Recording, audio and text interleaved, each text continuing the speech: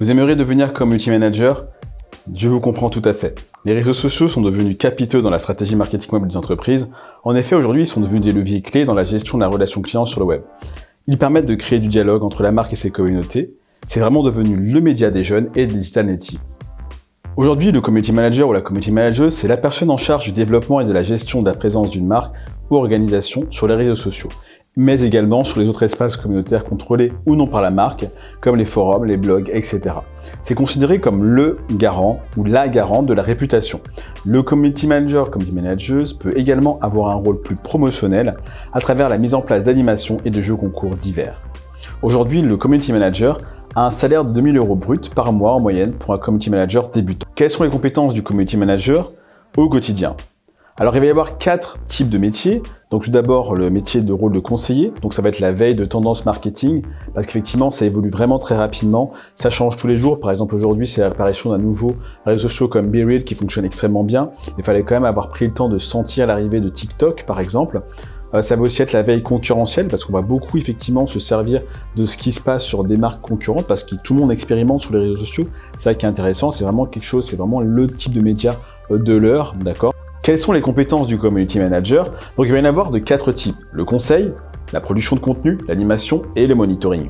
Donc sur la partie conseil, on va retrouver la veille de tendance marketing, c'est-à-dire au quotidien essayer de voir ce qui fonctionne bien, ce qui fonctionne moins bien, les différents types de formats, comme par exemple en ce moment il y a beaucoup de formats réels, le format story, donc globalement story, le format vidéo qui fonctionne bien, d'accord? Mais également la veille concurrentielle, c'est-à-dire que dans un secteur donné, c'est toujours intéressant d'aller voir ce que font les concurrents pour voir comment ils communiquent, qu'est-ce qu'ils ont fait en termes d'innovation, de quoi on va pouvoir s'inspirer, d'accord? C'est un petit peu ça aujourd'hui. La partie veille d'outils, parce qu'on se rend compte qu'au quotidien, il y a énormément de nouveaux outils tous les jours, du coup, qui vont vraiment arriver sur le marché.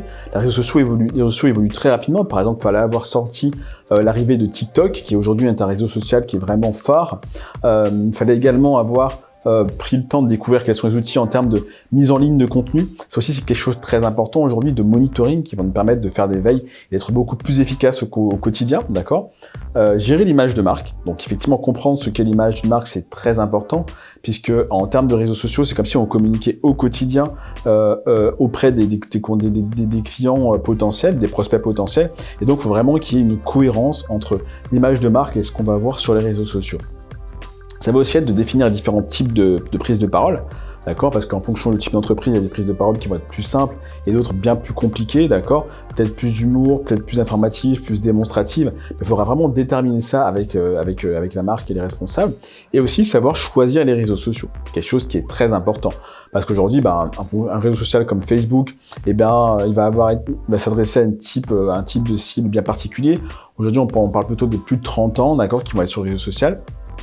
Toutes catégories confondues, quand Instagram va être un peu plus jeune, d'accord, et TikTok très jeune. Aujourd'hui, TikTok, c'est le réseau social des 12-25 ans, on va dire, hein, et qui est quand même considéré comme étant leur moteur de recherche principal.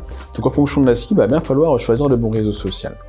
La production de contenu, avec donc les stratégies de recrutement, hein, comment on va réussir à créer une communauté, comment on va capter des personnes qui vont avoir des centres d'intérêt communs, puis ensuite la stratégie d'engagement, comment on va les activer, comment on va déclencher des conversations, comment on va faire pour qu'ils répondent, qu'ils interagissent, qu'ils ajoutent des commentaires, des partages, et tout ça va se faire plus globalement grâce à la mission de définition d'un planning éditorial, parce qu'aujourd'hui on parle beaucoup de marques médias, mais c'est encore plus important avec les réseaux sociaux, parce qu'effectivement les marques vont devoir prévoir à l'avance 2 types de contenu. Nous, à mon agence, on fonctionne comme ça, avec le contenu froid, qui va être le contenu qu'on peut prévoir longtemps à l'avance, d'accord, sur les compétences de l'entreprise, ce qu'elle peut produire en termes de services, en termes de produits, qu'est-ce qu'elle va vendre, et les actualités chaudes, qu'est-ce qui se fait au quotidien, d'accord? Ça, c'est vraiment comme ça qu'on va travailler.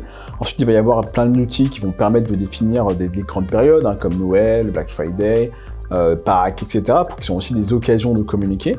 La création du coup et production de contenu, d'accord, hein, forcément, la création de photos, d'images, de vidéos. Donc aujourd'hui, on se rend compte que c'est vraiment un métier où la production de contenu est au cœur, au centre, d'accord?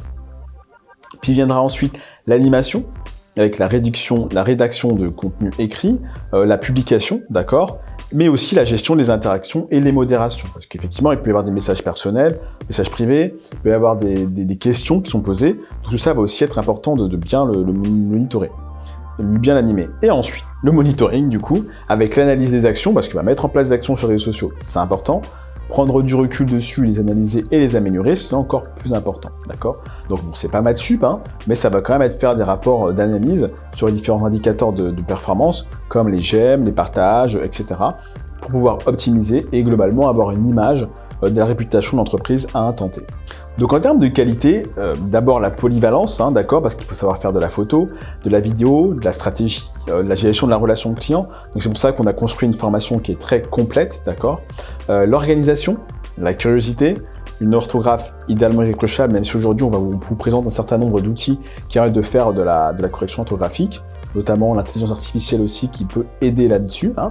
Du bon sens, de l'empathie, de la créativité, d'accord, face à la concurrence, parce que c'est vraiment quelque chose qui évolue au quotidien, la disponibilité, d'accord, et l'évaluation de qu'est-ce qui va être pertinent, qu'est-ce qui va être moins pertinent, qu'est-ce qui respecte bien les règles de l'entreprise, donc il faut quand même bien comprendre pour quelle entreprise on communique, et globalement un petit goût des chiffres et des outils. Parce qu'effectivement, on est quand même amené à être souvent, au moins 40% du temps sur son ordinateur avec la planification, la rédaction, et le reste du temps sur de la production de contenu. Donc ça peut très bien être souvent en extérieur, auprès des clients, auprès des marques et des entreprises. Alors, en termes d'outils, il va y avoir 3 types d'outils principaux, d'accord? Il va y avoir les outils de planification, comme les plannings, les tableurs Excel, mais aussi nous, on utilise beaucoup Notion, qui va permettre de s'organiser, d'accord? Ou encore Trello. Les outils de planification de contenu, qui vont être des plateformes directement connectées aux réseaux sociaux, et qui vont permettre de pouvoir planifier les publications directement dessus, sans avoir besoin d'aller à chaque fois sur chaque réseau social, d'accord? Il y a aussi Facebook qui le propose avec sa Business Suite. Et des outils de création de contenu, donc de production d'images, de visuels, de photos, de vidéos, comme Canva, aujourd'hui que tout le monde connaît et que beaucoup de monde utilise. Donc en termes de compétences, aujourd'hui, on est sur un métier qui est très opérationnel, avec des missions très variées sur la production de contenu, la gestion des conversations, la gestion des communautés, le recrutement d'abonnés, d'accord, hein, donc ça peut se faire en agence de communication, en freelance, mais également en entreprise, parce que c'est vraiment un métier qui est en tension, et donc la compétence est très attendue sur la gestion des réseaux sociaux, la gestion de l'engagement au sein des entreprises, et c'est pour ça qu'on vous invite à découvrir notre formation qui est très complète, qui peut être suivie à distance ou en ligne. Alors, bonne découverte.